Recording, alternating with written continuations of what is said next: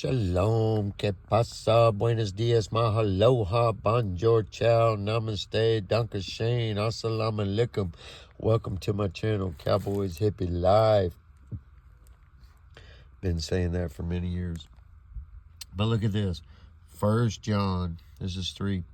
It says, by this we know love. By this we know we have passed from death unto life, because we love who? The brethren. He who does not love his brother abides in death. Who is your brother right here? Whoever confesses that Jesus is the Christ is your brother. All right? Because look, right here, it says, if someone says, I love God and hates his brother, he is a liar. Okay? And that's exactly what happened right here in Mark 9:38 through 41. Okay, peeps? And I'm only doing this because, guess what? I made it over that 1,000 threshold. I don't think I'll lose 13 subs, but I might. Okay, and if I do, no problem. But right here, 9:38. It says, hey, man, he answered saying, teacher, we saw someone who does not follow us. Because you can believe in Jesus and not follow him. Because unless you do Acts 2:44,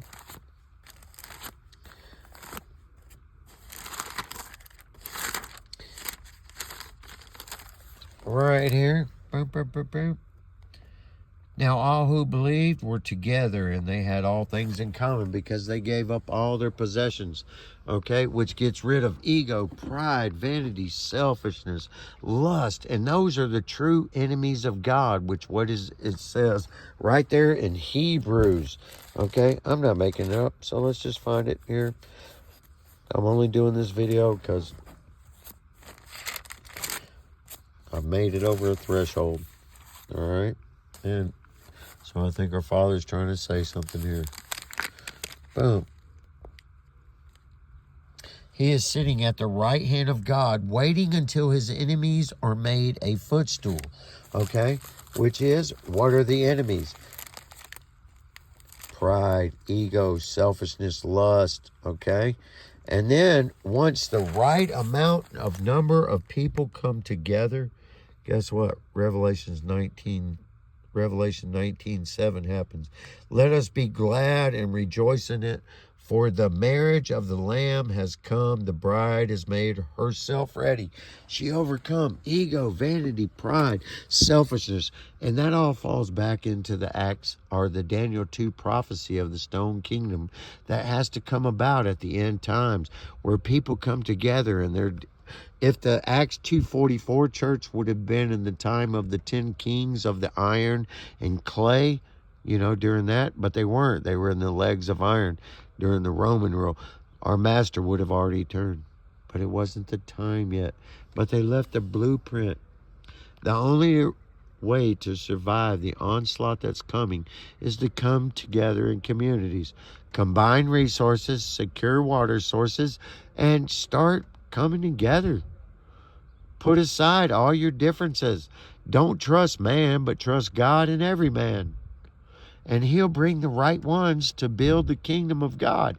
You have to manifest what's already in the spiritual realm and bring it into this physical realm.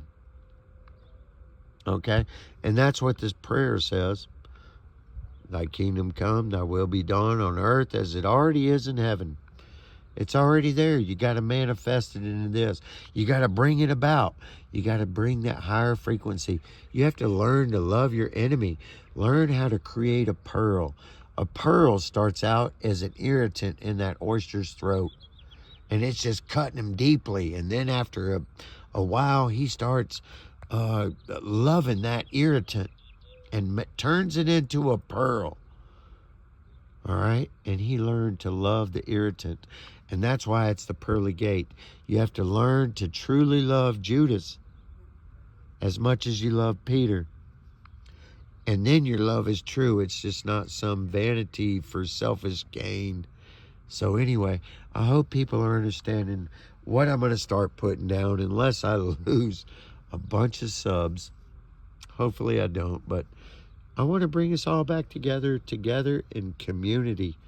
That's where it was back in the Garden of Eden. The time of money came about of Nebuchadnezzar, man. It's not about that. So spread love, be light, love your enemy, learn to love. Much love, peace in.